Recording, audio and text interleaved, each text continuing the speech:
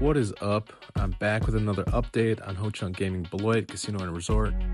We've been under construction for about 6 months now, and you can see the project is really starting to look like an actual building. To recap, this casino resort is located on nearly 80 acres. The main component of the project is the casino, with a 300-room hotel, convention center, 5-story parking structure, and a lot of back-of-the-house components. It'll have a really nice pool, lots of restaurants and bars, and plenty of slot machines and table games. Most of the footage in this video is of the back-of-the-house casino section, including some support buildings, including the central utility plant. The basement is complete in this section, and the first floor was recently poured. The crews will continue to move to the actual casino floor while the back of the house gets dialed in. While this is going on, pile driving for the parking structure and hotel is making solid progress. That's all we got for now. We'll see you next time.